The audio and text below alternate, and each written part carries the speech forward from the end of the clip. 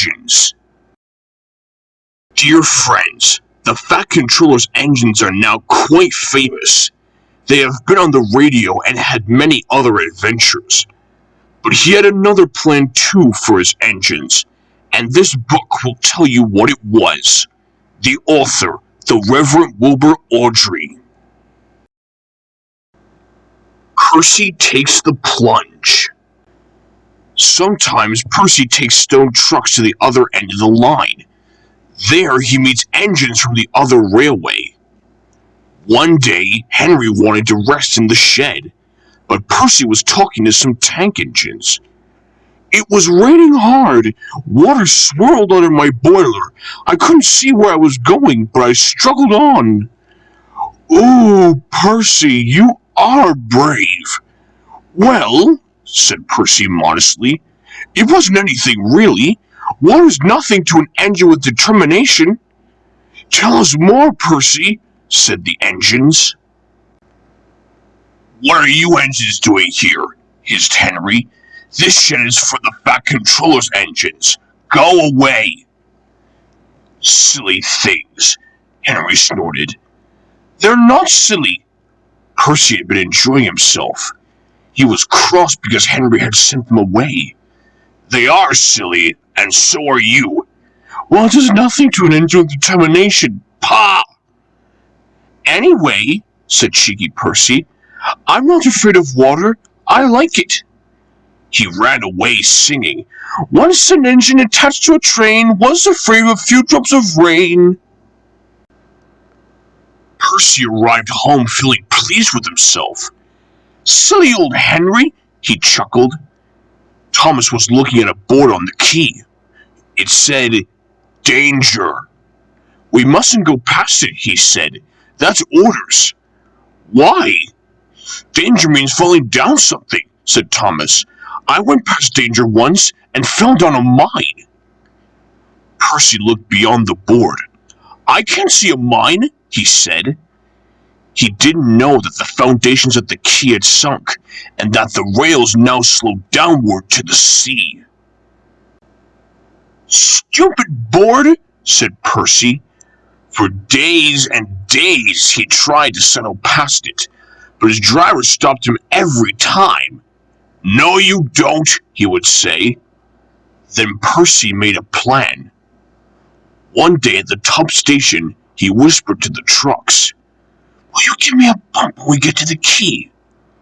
The trucks were surprised.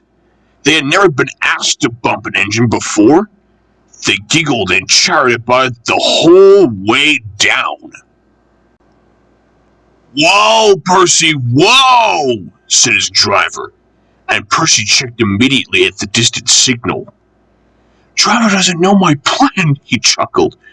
On, laughed the trucks. Percy thought they were helping. "I'll pretend to stop at the station, but the trucks will push me past the board. Then I'll make them stop. I can do that whenever I like." If Percy hadn't been so conceited, he would never have been so silly. Every wise engine knows that you cannot trust trucks. They reached the station and Percy's brakes groaned. That was the signal for the trucks. Go on, they yelled, and surged forward together. They gave Percy a fearful bump and knocked his driver and fireman off the footplate. "Ow!" said Percy, sliding past the board. The day was misty. The rails were slippery. His wheels wouldn't grip. Percy was frantic. "That's enough!" he hissed. But it was too late. Once on the slope, he tobogganed helplessly down, crashed through the buffers, and slithered into the sea. "You are a very disobedient engine." Percy knew that voice. He groaned. The foreman borrowed a small boat and rowed the Fat Controller round. "Please, sir, get me out, sir. I'm truly sorry, sir." "No, Percy, we cannot do that till high tide. I hope it will teach you to obey orders." Yes, sir, Percy shivered miserably. He was cold. Fish were playing hide-and-seek through his wheels. The tide rose higher and higher. He was feeling his position more and more deeply every minute. It was nearly dark when they brought floating cranes, cleared away the trucks, and lifted Percy out. He was too cold and stiff to move by himself, so he was sent to the works next day on Henry's goods train. Well, well, well, chuckled Henry. Did you like the water? No. I am surprised. You need more determination, Percy. Water's nothing to an engine with determination, you know. Perhaps you will like it better next time. But Percy is quite determined that there won't be a next time. Gordon goes foreign. Lots of people travel to the big station at the end of the line. Engines from the other railways sometimes pull their trains. These engines stay at night and go home the next day. Gordon was talking one day to one of these. When I was young and green, he said, I remember going to London. Do you know the place? The station's called King's Cross. King's Cross? Snorted the engine. London's Euston. Everybody knows that. Rubbish, said Duck. London's Paddington. I know. I work there. They argued till they went to sleep. They argued when they woke up. They were still arguing when the other engine went away. Stupid thing, said Gordon crossly. Have no patience. Stupid yourself, said Duck. London's Paddington. Paddington, you hear? Stop arguing, James broke in. You make me tired. You both agreed about something anyway. What's that? London's not Euston, laughed James. Now shut up. Gordon rolled away, still grumbling. I'm sure it's King's Cross. I'll go and prove it. But that was easier said than done. London lay beyond the big station at the other end of the line. Gordon had to stop there. Another engine then took his train. If I didn't stop, he thought, I could go to London. One day he ran right through the station. Another time he tried to start before the fireman could uncouple the coaches. He tried all sorts of tricks, but it was no good. His driver checked him every time. Oh dear, he thought sadly, I'll never get there. One day he pulled the express to the station as usual. His fireman uncoupled the coaches, and he ran onto his siding to wait till it was time to go home. The coaches waited and waited at the platform, but their engine didn't come. A porter ran across and spoke to Gordon's driver. The inspector's on the platform. He wants to see you. The driver climbed down from the cab and walked over to the station. He came back in a few minutes, looking excited. Hello, said the fireman. What's happened? The engine for the express turned over when it was coming out of the yard. Nothing else can come in or out. They want us to take the train to London. I said we would if the Fat Controller agreed. They telephoned and he said we could do it. How's that? Fine, said the fireman. We'll show them what the Fat Controller's engines can do. Come on, said Gordon, let's go. He rolled quickly over the crossings and backed onto the train. It was only a few minutes before the guard blew his whistle, but Gordon thought it was ages. Come on, he puffed to the coaches. Come on, come on, come on. We're going to town, sang the coaches. Slowly at first, then faster and faster. Gordon found that London was a long way away. Never mind, he said. I like a good long run to stretch my wheels. But all the same, he was glad when London came in sight. The Fat Controller came into his office next morning. He looked at the letters on his desk. One had a London postmark. I wonder how Gordon's getting on, he said. The station master knocked and came in. He looked excited. Excuse me, sir. Have you seen the news? Not yet. Why? Just look at this, sir. The Fat Controller took the newspaper. Good gracious me, he said. There's Gordon. Headlines too. Famous engine at London station. Police called to control crowds. The Fat Controller read on, absorbed. Gordon returned next day. The Fat Controller spoke to his driver and fireman. I see you had a good time in London. We certainly did, sir. We signed autographs till our arms ached, and Gordon had his photograph taken from so many directions at once that he didn't know which way to look. Good, smiled the Fat Controller. I expect he enjoyed himself. Didn't you, Gordon? No, sir, I didn't. Why ever not? London's all wrong, answered Gordon sadly. They've changed it. It isn't King's Cross anymore. It's St. Pancras. Double header. The Fat Controller gave Gordon a rest when he came back from London. He told James to do his work. James got very conceited about it. You know, little Toby, he said one day, I'm an important engine now. Everybody knows it. They come in crowds to see me flash by.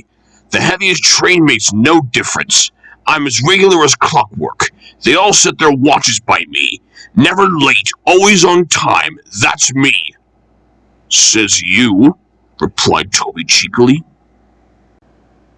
Toby was out on the main line. The Fat Controller had sent him to the works. His parts were worn.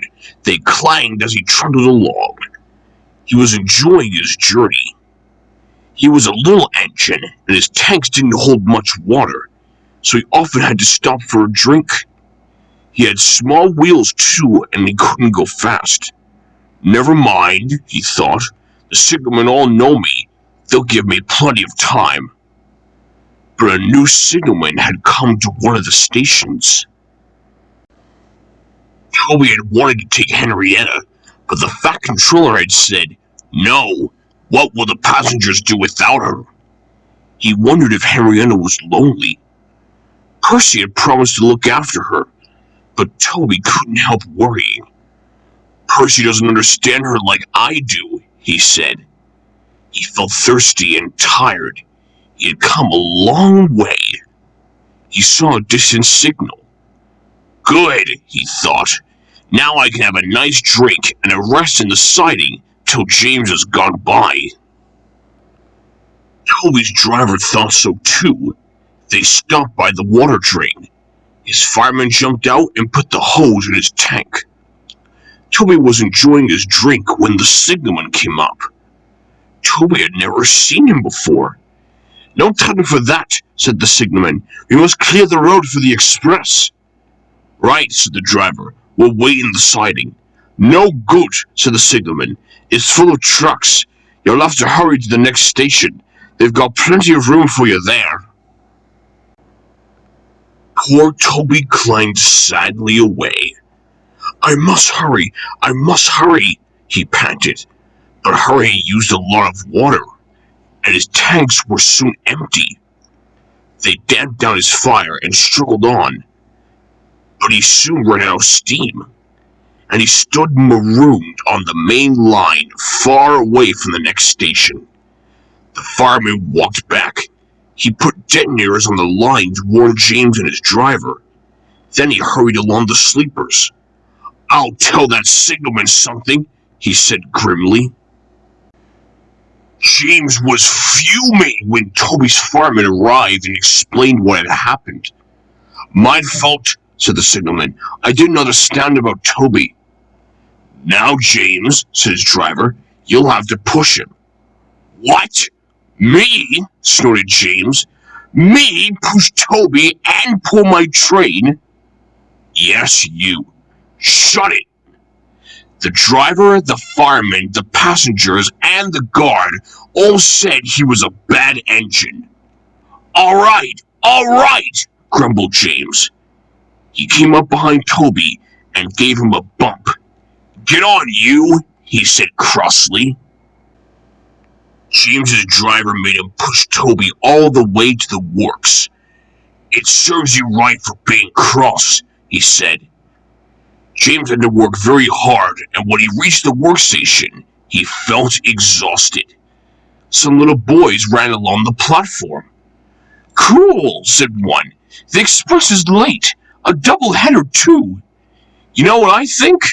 I think, he went on, that James couldn't pull the train, so Toby had to help him.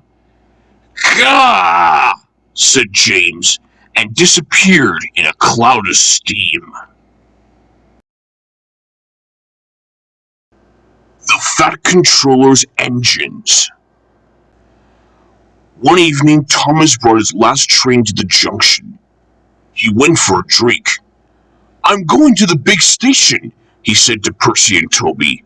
So are we, they answered. Do you know, Percy went on, I think something's up. Toby looked at the sky. Where? Down here, silly, laughed Thomas.